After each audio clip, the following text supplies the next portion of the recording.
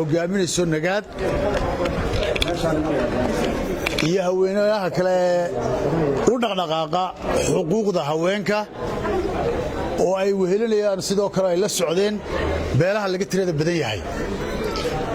waxa ay la kulmeen oo halkan ay kula kulmeen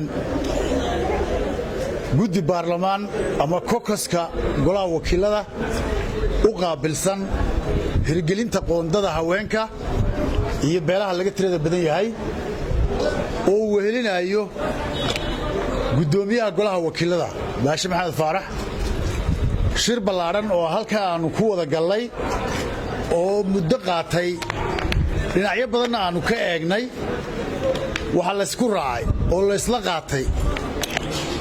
gudoomiyaha golaha wakiiladuna uu hortooda haweenka iyo beelaha laga tirada badan yahay ka cadeeyay in qoondadii haweenka iyo beelaha laga tirada badan yahay ee kuraasta golaha wakiilada iyo golayaasha deegaanka ee doorashooyinka soo socda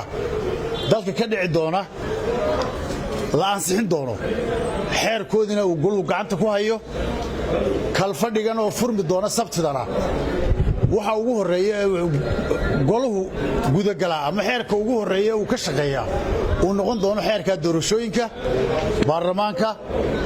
iyo golayaasha deegaanka ee qoondada ama qoondada kuraasta haweenka iyo beelaha laga tirada badan yahay ay ku jiraan waxa ilaahay mahadiya iyadoo hore ay u dhacday dhowr jeer in golayaashu ay suurto gelin waayeen qoondadii ama kuraas loo xidho haweenka in maanta majority-ga goluhu isku raacsan yahay in la sameeyo oo la hirgeliyo qoondadii haweenka ee kuraasta baarlamaanka iyo golayaasha deegaanka iyo beelaha laga tirada badan yahay waxaan mar labaad u mahad celinayaa dhammaan xubnaha activiska ah ee ka qayb qaata ama dhiirigeliya in dadka aan isdooran karin loo xidho kuraas u gaara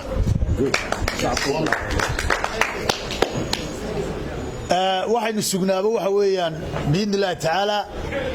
maalmaha soo socda xeerkaasi oo dhammaystiran doodiisu inay ka bilaabmi doonto golaha wakiilada haweenweynaha iyo beelaha laga tirada badan yahayna culayska ay ku hayaan golaha wakiilada ay golaha wakiiladu qaadi doonaan oo ay xambaari doonaan hirgelin doonaanna inay qoondada kuraasta loogu talagalay haweenka iyo beelaha laga tirada badan ay hirgeliyaan